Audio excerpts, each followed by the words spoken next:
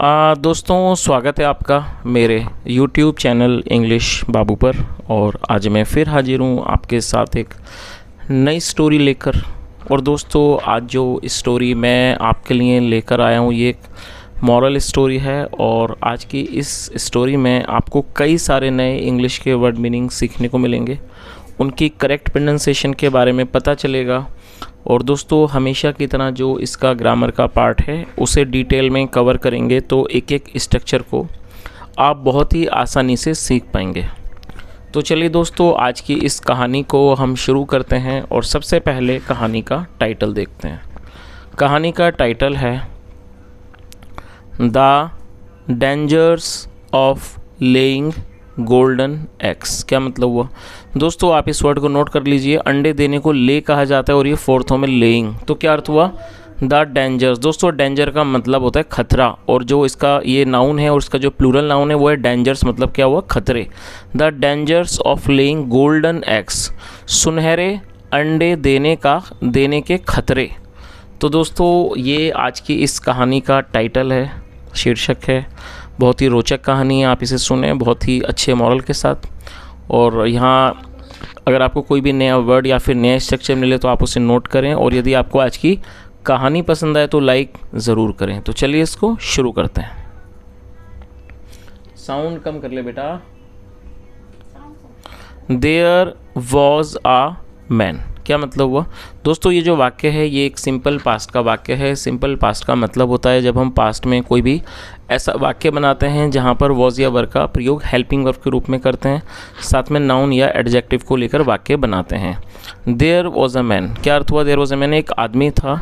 He had a wonderful गूज। दोस्तों, गूज का मतलब होता है बत्तख, और वंडरफुल का मतलब होता है अद्भुत, जो कि एडजेक्टिव है। और ये जो वाक्य है ये पास्ट का पजेसिव वाक्य है। पास्ट पजेसिव मतलब जब हम पास्ट में कोई ऐसा वाक्य बनाते हैं जहाँ दिखाते हैं कि पास्ट में किसी के पास कुछ था, तो इस तरह के वाक्यों को पास्ट पजेसिव का वाक्य कहा जाता है, जहाँ पर हैड का यूज़ हेल्पिंग वर्ब के रूप में किया जाता है। तो क्या अर्थ हुआ? ही हैड अ वंडरफुल गूज, उसके पास एक अद्भुत बत्तख थी। वंडरफुल्स मतलब कि वंडरफुल बिकॉज क्योंकि शी यूज्ड टू ले one golden egg every day. दोस्तों, इस वाक्य में यूज टू का इस्तेमाल किया गया है। यूज टू का प्रयोग पास्ट की किसी भी आदत को, कंसिस्टेंसी को दिखाने के लिए किया जाता है, साथ में वर्ब की फर्स्ट फॉर्म लगाई जाती है। तो क्या अर्थ हुआ? वंडरफुल अद्भुत, क्योंकि she use to play one golden egg every day, क्योंकि वह एवरी डे मतलब कि हर रोज़ हर दिन एक सुनहरा अंडा देती थी। The man considered himself lucky to have such a wonderful goose। और दोस्तों, ये पास्ट इंडेफिनिट का अफर्मेटिव वाक्य है जहाँ सेकंड फॉर्म लगाई जाती है। कंसीडर का मतलब होता है मानना, और सेकंड फॉर्म कंसीडर्ड। तो क्या अर्थ हुआ कि जो आदमी था वो हिमसेल्फ मतलब कि अपने आप को भाग्यशाली मानता था। To have such a wonderful goose की मतलब उसके पास एक अद्भुत बत्तख है, इसलिए वो खुद को भाग्यशाली मानता था। He would sell the egg, वह अंडे को बेचता था। And earn a lot of money, और बहुत ज़्यादा पैसे कमाता था। चलिए आगे देखिए।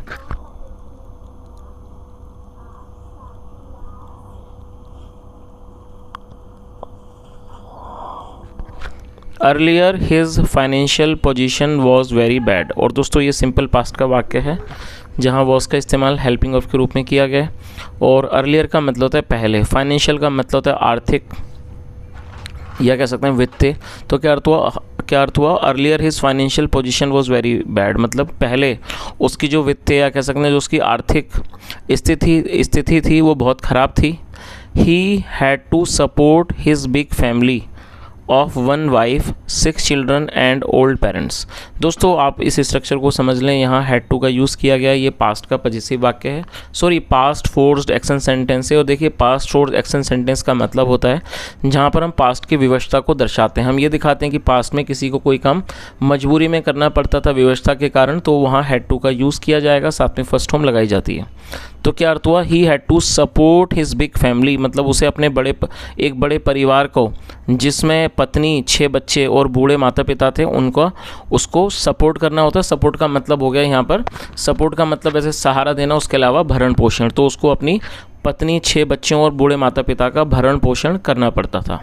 बट लेकिन after the goose began laying golden eggs, और जब बत्तख ने सोने के अंडे देने शुरू कर दिए, हिज डेज चेंज्ड, जो उसके दिन थे वो बदल गए। आगे देखिए, he was no more a poor man, अब वो गरीब आदमी नहीं रहा। नाउ अब every one in his family, हर कोई जो था उसके परिवार में, वॉज सीन, उसे देखा गया, वियरिंग गुड क्लॉथ्स, अच्छे कपड़े पहने हुए, and leading a lavish life, और एक आरामदायक जीवन जीते हुए। लेविश लाइफ का मतलब होता है आरामदायक। तो पूरी लाइन का क्या अर्थ हुआ कि अब जो उसके परिवार में हर किसी को देखा गया अच्छे कपड़े और एक अच्छा जीवन जीते हुए। आगे देखिए, हिज नेबर्स एनवीड हिम। दोस्तों एनवी का मतलब होता है किसी से ईर्ष्या करना, जलन करना, और जो उसके पड़ोसी थे वो उससे जलते थे। But he would never tell his secret to anyone. और दोस्तों देखिए यहाँ वुड का इस्तेमाल किया गया, ऊपर भी था तो मैं बताना भूल गया, मैं इसको बता देता हूँ। देखिए वुड का इस्तेमाल भी यूज टू के साथ की तरह किया जाता है। जब हम पास्ट में कोई आदत को दिखाते हैं तो वहाँ वुड के साथ फर्स्ट फॉर्म लगाई जाएगी। तो क्या अर्थ हुआ, बट लेकिन ही वुड नेवर, नेवर मतलब कभी नहीं, टेल मतलब बताना, but he would never tell his secret to anyone. Secret का मतलब होता है राज, लेकिन वह कभी भी अपना राज किसी को नहीं बताता। People in his neighbourhood, neighbourhood का मतलब होता है पड़ोस, जो लोग थे उसके पड़ोस में। थॉट, थिंक मतलब सोचना, लगना, सेकंड में थॉट, जो लोग थे उसके पड़ोस में उनको लगता that he might have got some buried treasure. दोस्तों बरीड को बरीड जो है वो एडजेक्टिव है, आप इसकी मीनिंग को नोट कर लीजिए। बरीड का मतलब होता है गड़ा हुआ, और ट्रेजर का मतलब खजाना। तो इस पूरी लाइन का क्या अर्थ निकलेगा, पीपल इन हिज नेबरहुड, लोग जो थे उसके पड़ोस में, थॉट, उन्हें लगता था दैट कि he might have got some buried treasure, कि शायद उसे कोई गड़ा हुआ खजाना मिल गया है। चलिए आगे देखिए, वन डे मतलब एक दिन, ही थॉट दैट दिस गूज ले only one golden egg a day, but she must be having a lot of eggs in her stomach. क्या मतलब हुआ, और दोस्तों ये भी पास्ट इंडेफिनिट का ही अफर्मेटिव वाक्य है जहाँ वर्ब की सेकंड फॉर्म का यूज़ किया जाता है। THIN के, थिंक मतलब सोचना या फिर लगना, और सेकंड फॉर्म थॉट। तो क्या अर्थ हुआ, वन डे एक दिन, ही थॉट उसने सोचा, दैट कि दिस गूज मतलब कि ये बत्तख, लेज देती है, ओनली वन गोल्डन एग सिर्फ एक सुनहरा अंडा, a डे एक दिन में, बट लेकिन she must be having a lot of eggs in her stomach, stomach मतलब पेट, लेकिन इसके पास अवश्य ही पेट में कई सारे सोने के अंडे होंगे। तो दोस्तों इस पूरी लाइन का क्या अर्थ निकला कि एक दिन उसने सोचा कि ये जो बत्तख है वो एक दिन में सिर्फ एक सोने का अंडा देती है, लेकिन इसके पेट में कई सारे सोने के अंडे होंगे। If only I could get all the eggs eight a time, और अगर मुझे वो सारे अंडे एक ही बार में मिल जाएं, I would become the richest man. और दोस्तों ये जो रिचेस्ट है, ये रिच का RICH रिच का मतलब था अमीर, धनी, और ये रिच की थर्ड सुपरलेटिव डिग्री है। मैं आपको इसको बता देता हूँ, आप नोट कर लीजिए। रिच मतलब अमीर, रिचर उससे अमीर, और रिचेस्ट मतलब सबसे अमीर। तो इस पूरी लाइन का क्या अर्थ हुआ, उसने क्या सोचा, if only I could get all the eggs eight a time, मतलब सिर्फ तभी जब मुझे सारे अंडे एक ही बार में मिल सकें, आई वुड बिकम, मैं बन जाऊंगा, द रिचेस्ट मैन, सबसे अमीर आदमी, of the city in a day, मतलब एक दिन में मैं शहर का सबसे अमीर आदमी बन जाऊंगा।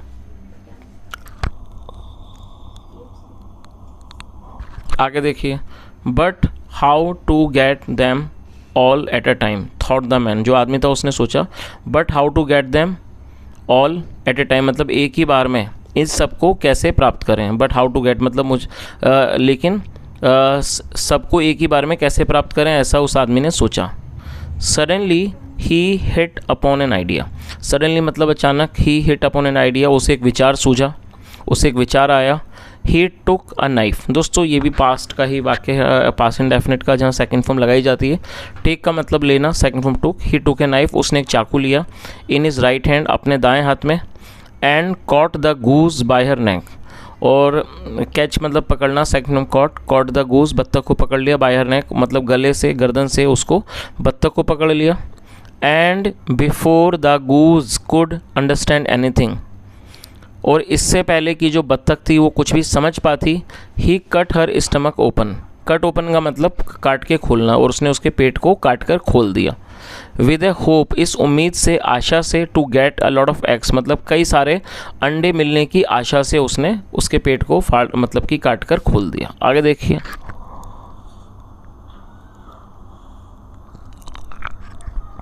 बट लेकिन there was no end to his disappointment. दोस्तों आप इस वर्ड को जरूर नोट कर लीजिए।